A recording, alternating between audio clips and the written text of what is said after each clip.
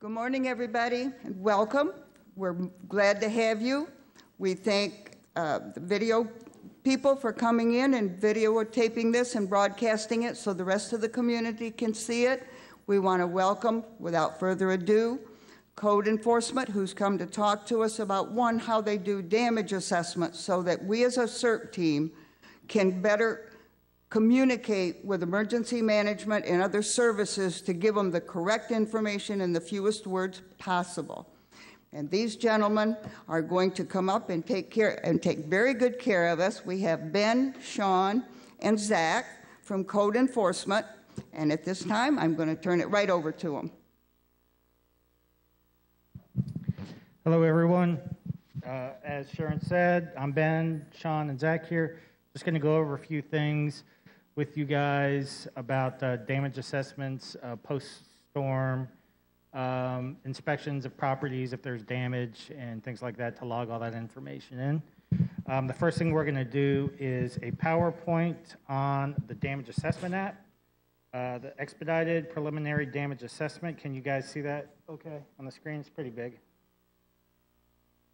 Post-event. After an event, local and state resources may become overwhelmed, and a request for federal assistance is sent to the FEMA regional office. To measure an estimated need to assist the local and state constituents, a PDA will be made. Note, even in the event of an expedited declaration. Should I have been reading this first? Yeah. Okay. Let me back up a little bit, guys. First, I want to go over the roles of code enforcement. Code enforcement team consists of 13 officers, 3 supervisors, and our division chief. We cover 720 square miles and thousands of complaints per year. Prior to June 1st of each year, we conduct a refresher course on the department's COOP, or Continuity of Operations Plan, and the roles each person plays during an event. Training on our damage assessment app using the ARC Collector GIS is also performed annually. We utilize the county building inspectors to assist us depending on the magnitude of the event, which is approximately 30 additional resources. Damage assessments fall under the infrastructure branch within the EOC.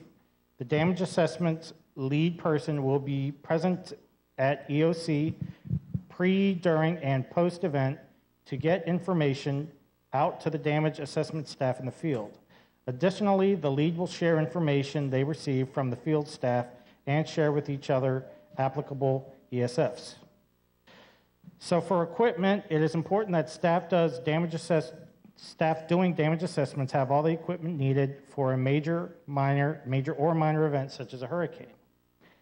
Each code enforcement officer is equipped with 4x4 crew cab trucks, flashlights, iPhones, Toughbook laptops, Tate radios, that's the brand, Tate, vehicle printers, cameras, 12-volt inverter power supplies, 4 box trailers we keep down at the annex to transport equipment and use as a command post, hammers, first aid kits, caution tape, and unsafe structure stickers, drones, 8 side-by-side XUVs, they're kind of like the little the ones that we use on the beach if you've ever seen us out there, and 2 ATV four-wheelers.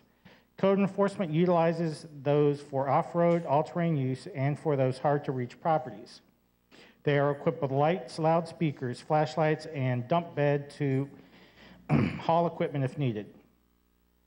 So for the pre-event, vehicle inspections are conducted frequently to ensure all required equipment is functioning properly and that each officer has the required equipment to perform. Because public safety is our #1 priority, code enforcement officers will patrol the entire county looking for the following. 1, construction sites to ensure materials, equipment, and other items are tied down safely, secured, and/or removed. The building division inspectors will also assist with this task. 2, neighborhoods, looking for any objects that could be a safety hazard. And 3, homeless camps to determine their needs and provide information on where they can go during the event and how they can get there. During an event, The code enforcement staff is in a safe place and also manning the EOC. Post-event, staff is notified to meet at a predetermined location for assignments. In the past, we have used the convention center. I'm going to go through these slides now.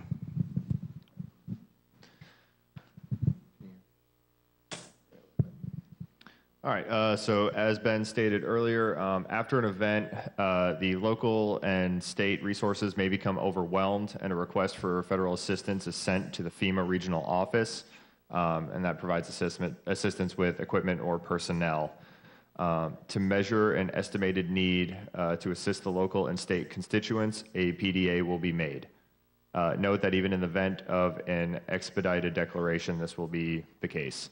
The state may request and FEMA may submit and recommend a presidential disaster declaration prior to completion of a PDA when the magnitude of the anticipated or actual impacts of an incident become unmanageable without national resources. So this slide shows the overall process of the preliminary damage assessments. If it is apparent that a presidential disaster declaration may be necessary to assist the recovery of the impacted area, the state or Indian tribal government should contact their FEMA regional office and request a joint federal-state tribal preliminary damage assessment. Local government representatives should be included if possible.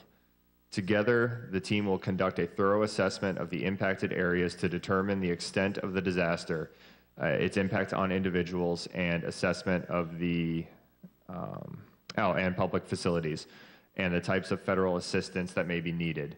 This information is included in the governor or tribal chief executive's request to show that the disaster is of such severity and magnitude that the effective response is beyond the capabilities of state and the affected local governments or Indian tribal government, and that the supplemental federal assistance is necessary.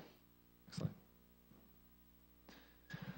So the preliminary damage assessment is a simple process, but the value of this process has far-reaching effects. The PDA supports requests for federal assistance through a presidential disaster declaration. The intended audience is local and tribal governments, state, tribal, and territorial governments, and FEMA staff who participate in the joint PDA. So it is important to know the difference between dwelling types. So we have single family, which is a residential structure designed to host one family sharing no walls or structural elements with another dwelling, commonly abbreviated as SF. And then multifamily, commonly abbreviated as MF, is a residential structure designed to host more than one family, potentially sharing a wall or structural elements with another dwelling. Manufactured housing, or MH, is a residential structure with no permanent foundation that may be readied for mobile transport. And businesses, or abbreviated BIZ, a structure whose sole use is that of a commercial, industrial, or professional enterprise. All right, so visual observations. We have accessibility. Is the structure accessible to the PDA team? Obstructions in the roadway, tree debris, or flooding could cause potential exacerbation of issues. The surroundings, observe the area surrounding the facility for debris, floodwater, or other impacts. Is the structure safe and habitable, or is it open to weather and compromised utilities? The foundation, observe the structure's foundation to determine the structural integrity. And for sidewalls, identify the flood levels, damaged siding, utility connections, etc., and look for water lines. All right, the roof, we look for debris and trees on the roof, missing shingles or sections that are damaged or missing. On the interior, we look for flood damage, contamination, drywall damage, ceiling, or other damage. With appliances and furniture, what is the status of large appliances and household items? And for personal items, usability of clothing and personal items. So the main thing we look for on the preliminary damage assessment is the habitability. It's habitable if it's sustained minimal or no damage, if it's safe, sanitary, functional, and suitable for dwelling. And it is not habitable if it is not safe, unsanitary, or unfit to occupy. So there's different classifications of damage. Minor is, it exists when the home is damaged and may be uninhabitable, but the damage is not structural in nature. For major damage, it exists when the home has sustained structural or significant damage, is uninhabitable, and requires extensive repairs. So the degrees of damage, we have affected, which is waterline and unfinished basement, for an example. Minor would be waterline and unfinished or in finished basement. Waterline damage of mechanical components. Waterline is less than 18 inches in an essential living space. It's major if the waterline is above 18 inches, if the basement is full with water on the first floor, and destroyed if a residence that is imminent threat of collapse because of disaster-related damage or confirmed imminent danger, impending landslides, mudslides, or sinkholes, for example. So for manufactured housing, there's flooding, which if it's affected if there is damage to the skirting. It is minor damage if water is touching the floor system, major damage if water is covering the floor system in a living space, and destroyed if there is water at the roof line. And then for non-flooding, if there is damage to skirting, it's considered affected. Major damage is damage to 50% or more of the non-structural components, and destroyed if it is compromised on the roof frame. All right, so, oh, yeah, oh, no, no, go back. That's her old way of doing it. So this is an example of the old form that we used to use before the damage assessment app came out. So this is no longer in use. Everything is done electronically now.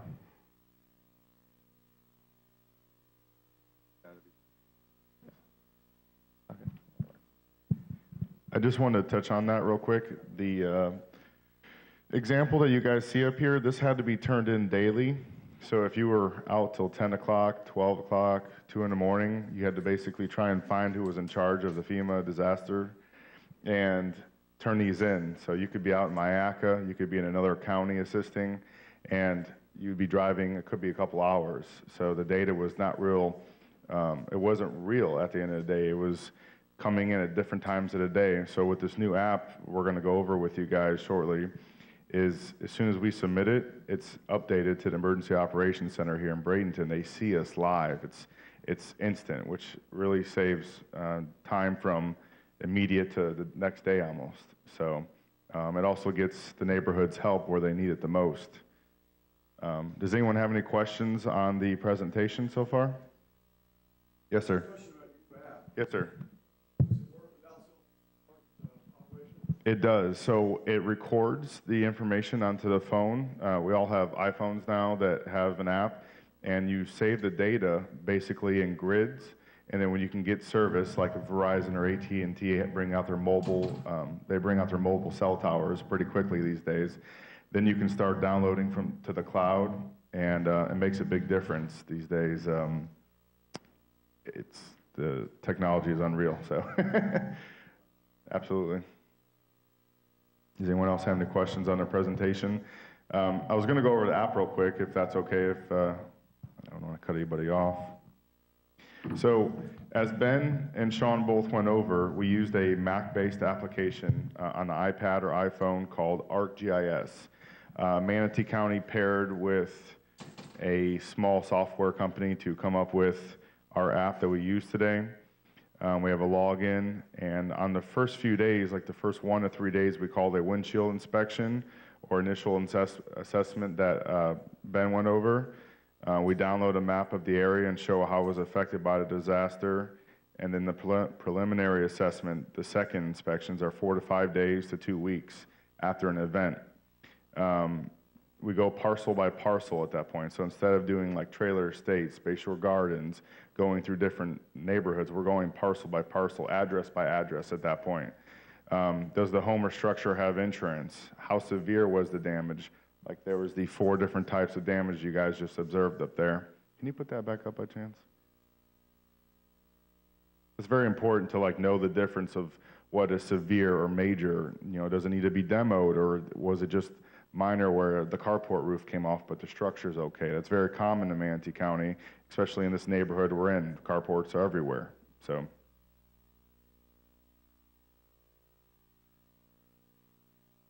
Back up, thank you. Like I was just answering the question for this gentleman, the data is stored and sent to the EOC so they know where the most damage is in the county and where to send resources. Is it law enforcement? Is it emergency services, EMS, you know, Salvation Army, who needs help the most? So the whole idea is helping you guys, and obviously you guys are a CERT team, but you guys possibly, you know, using this program in the future to give help to these neighborhoods. That's the whole idea here. So, yes, sir. Okay, on those 4 roofs, where does siding?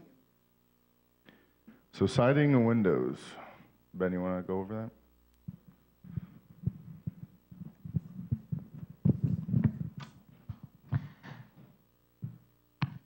that? Depending on the severity of the siding, a lot of times we see that would classify as minor.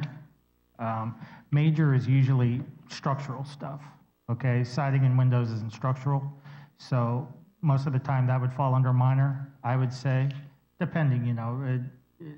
If you're talking mobile homes, that's one thing. If you're talking about, you know, a site-built house somewhere, who knows how it was designed, and possibly a window could be a structural element in that house. So it's really hard to just give you a blanket answer on whether windows or siding. Siding, I could pretty much say is going to be no more than minor, but yeah, windows could be, depending, again, on the design of the structure. It could be minor or major. Well, in this community,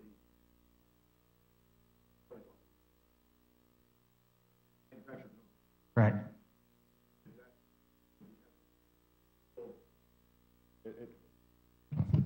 And we go case by case. That's that second inspection that we do. So you could have a home that has just a piece of vinyl down the side missing. Or you could go to a home where every piece of vinyl is 2 blocks away that belonged to that home. That would be totally different because now the home is exposed. It's not safe. So, you know, it's case by case. Every time we go out, we take photos to show, you know, what we observed out there. That's what's so great about the app. So, yes, ma'am.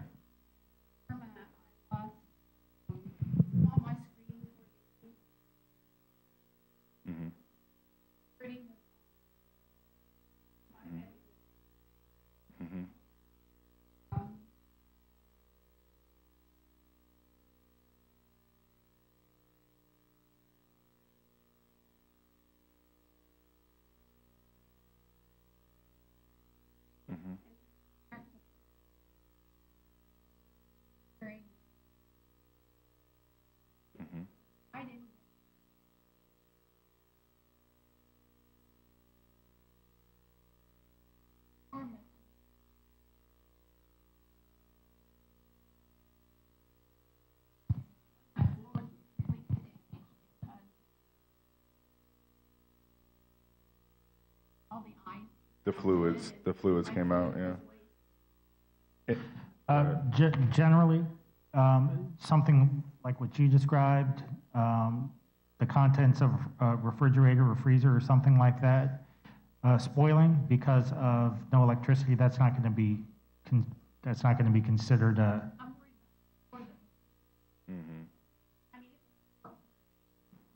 Yeah, well, that would be probably a minor impact to the mobile home. Yes, I guess I misunderstood your question when you mentioned the food in the refrigerator. It's okay, no problem. Yeah. Yes, sir.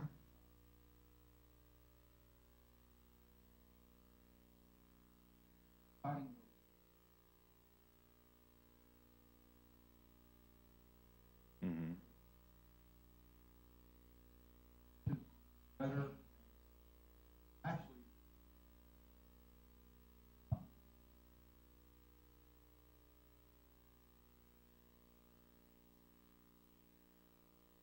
fighting.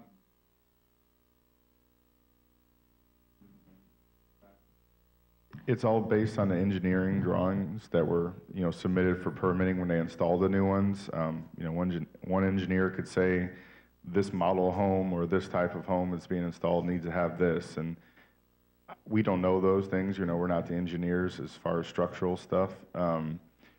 Basically, we go out after the fact, so.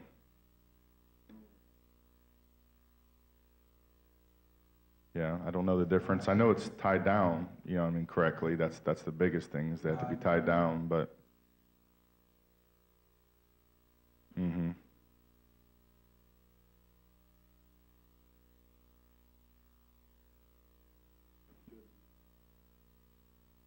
Yeah, we haven't been educated on anything like that.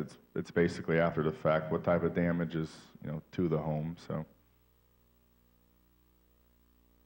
Does anyone else have questions, or?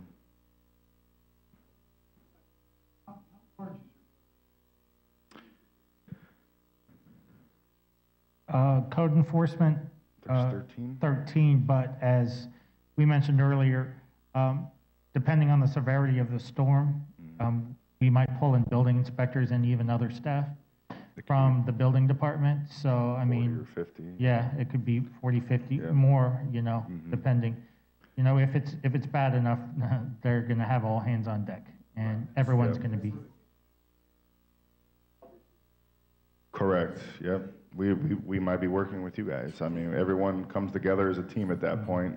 As you know, recently something happened at El Conquistador where the homes were, destroyed by the tornado. We had to send officers out and do damage assessment for that. But it was a smaller area, so we were able to, just concentrate there and concentrate in an area that was out in Mayaca. There was 2 touchdowns of tornadoes, but obviously it's based on how large the category of the storm was, or tornado, or any type of natural event. So. Yes, sir.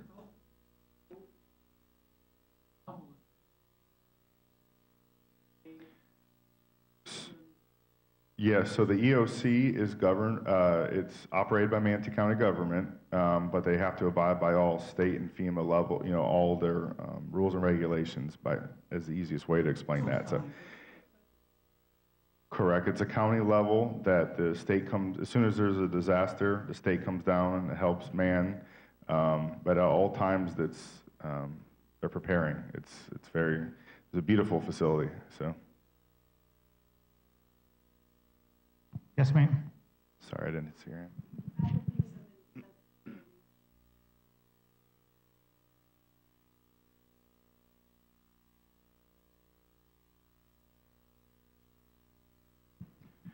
So once we respond to a property and we complete the data, we send it to the EOC.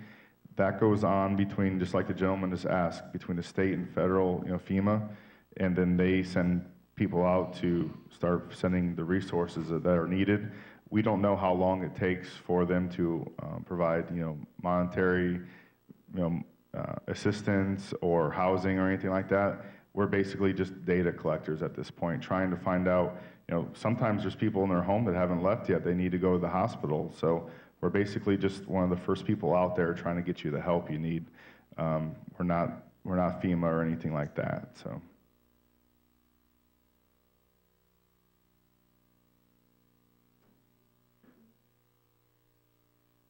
No, I know it's at a state level. The state has the state attorney's office controls that. There's actually a website, there's a phone number to call for price gouging on fuel, and we see it all the time, so it happens. Plywood, necessities, so. It used to be Pam, it was Pam Bondi. It's, of course I can't say the correct word. Are you thinking of agro? Not Nikki. Yeah, I'm gonna get the right person for you for price gouging, but we deal with it every year, just the people change obviously in that office, so.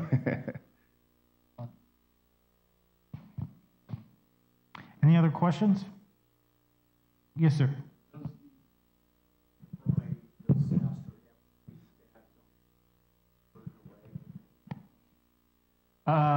That is a good question. I do not have the definitive answer to that. I can get your name and information and get with one of my solid waste contacts my feeling is that they're not going to be too picky about it when a storm comes. I know I had debris just like many of you did, and you just put it by the road.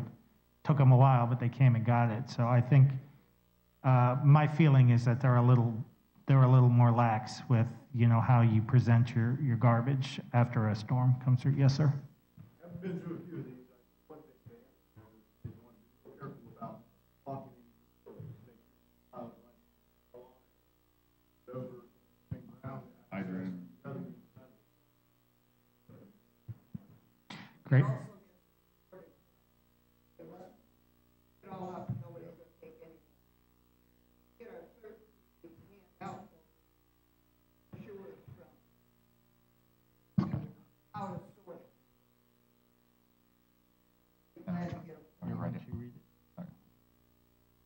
I just looked up the price gouging hotline for the state of Florida, and the phone number is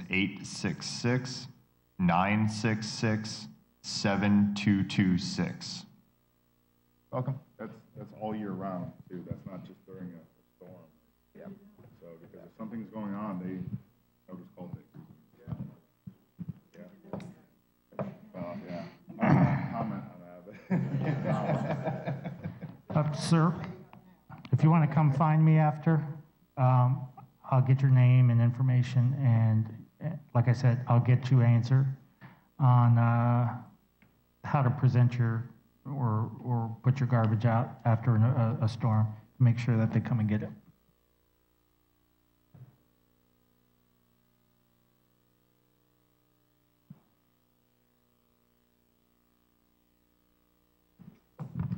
Anyone else? Website, we have that already there on go to our website. I wanted to touch on something else. We like to bring up other things when we're at community meetings, but if you guys do not frequent or check out our mymanatee.org website, it's pretty neat these days. 6 years ago, I couldn't say that. It wasn't that neat. It didn't have a lot of updates, but they've spent a lot of time like working on it. We have an app on there also for your phone. It's called Manatee 311 app. And I just wanted to bring it up. It doesn't have to do with damage assessment, but it's good for you guys living in Manatee County and being, you know, in the community, that if you have a street sign that went down or a stoplight that's out or a pothole that, you know, wants to pop your tire almost, report it. Like, let's get it fixed. I mean, we're all, you know, work in this community and live in this community together, but I just wanted to bring that up because I use it myself. Like, I'll be out on a weekend and there's a street sign that's in front of me in the middle of the intersection. I'll pick it up, move it over, but at least I called and it gets fixed the following week, you know, so. I use it every time they forget my garbage. Yeah. Code enforcement, you can make time. a code enforcement complaint if you would like, right on the 311 app. We receive them within a day or so, but it's real fun to use. I just wanted to bring that up. Yeah. It's good information for you guys, so. Yes, sir. Boy, how do you?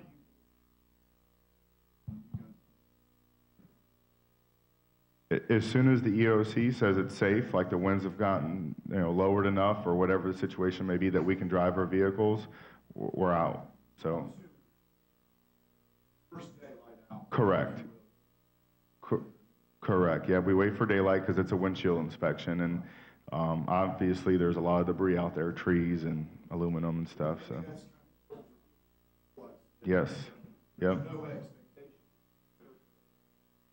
Correct. Yep. Yep. And there's going to be streets we can't get down for a while, so sometimes we'll, you know,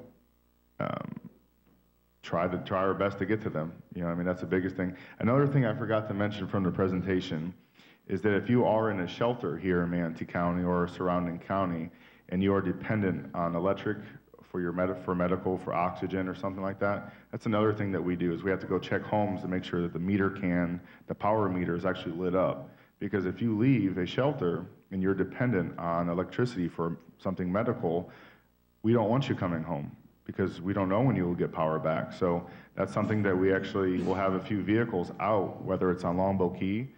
I've been to the tip of Anna Maria before when the bridge was still up. You couldn't even get out there because of how bad the trees were. And we were like, hey, please keep them at the shelter because when they come home, it's not good. You know what I mean? So that's just something I wanted to bring up.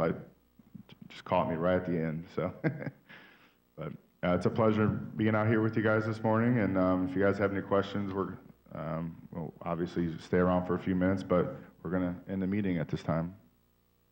Thank you. Thank you.